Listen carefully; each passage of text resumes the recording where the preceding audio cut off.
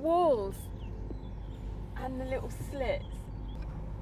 So we're just going along the perimeter of the Abbey at the moment, just seeing it from the outside, probably seeing it for the first time in the way that many of the wounded soldiers who were arriving here would have seen it.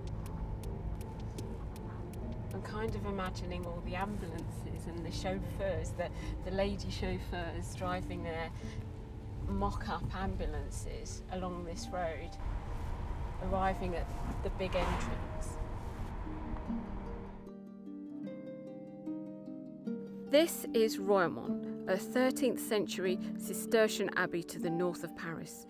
At the beginning of World War I, it was home to a revolutionary medical movement, a hospital run entirely by women determined to prove they had as much to offer as men when it came to the tough business of war medicine. After my experiences as a doctor in Syria, I can really relate to their story. I think there's more coming. As you can see, it's just chaos. Has he had any painkillers? Painkiller? Morphine? Okay, that's better than nothing. Okay. I first came across the story of the Scottish Women's Hospital in Royaumont when I was travelling out to Syria to work as a doctor.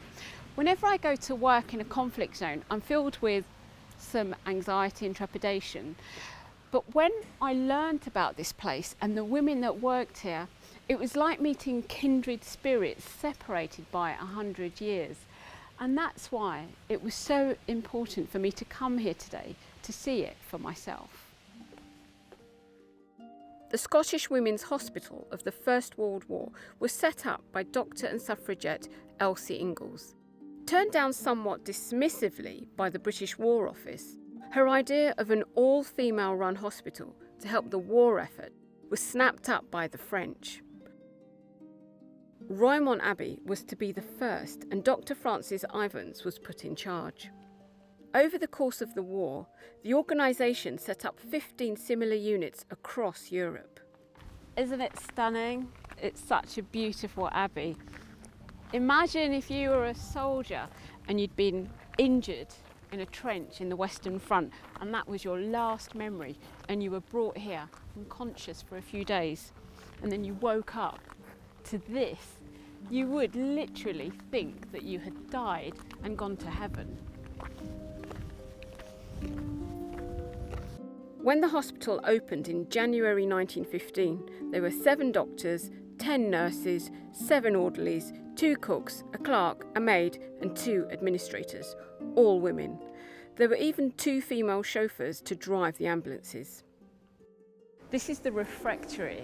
Just look at it, it's stunning. Those ceilings, I can just imagine that people were lying in here looking up at those ceilings. So this used to be the original place where staff from the hospital used to eat and drink. But it couldn't stay a refectory for long. Every square inch was needed for patients, as within 2 years, as the war intensified, the unit expanded into a crushingly busy 600-bed hospital. Its reputation for innovation and getting results had spread throughout France. During the summer months, the doctors would bring the patients out and line the beds all along the cloisters. They'd dress the wounds in gauze soaked in saline and then expose the wounds to the sunlight. And what I really love about this is that the doctors were seeing the patient as a whole. War medicine isn't only about operations and fighting infections. It's about a holistic approach. It's the top-to-toe therapy of the patient.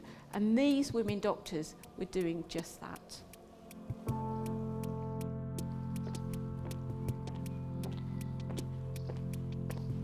When the women arrived in this hospital, they were an all-girl team, and it meant that they had to lift and carry everything up to where they were going to have the wards. And that included heavy beds and heavy benches. And I want to see if us modern day girls can do it. Blimey.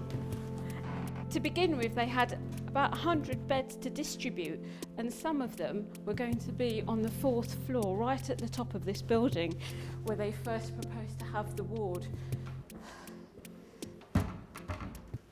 Phew. So they must have been up and down all day, carrying and lifting these beds. It's exhausting. If there was any doubt about whether these women were tough enough, well, they clearly were. I owe a huge amount to the women who worked out here in Roymont. They pushed the boundaries and they demonstrated that women doctors and nurses could work in the harshest environments in wartime. And it's thanks to them that women doctors like me can work across the board in medicine.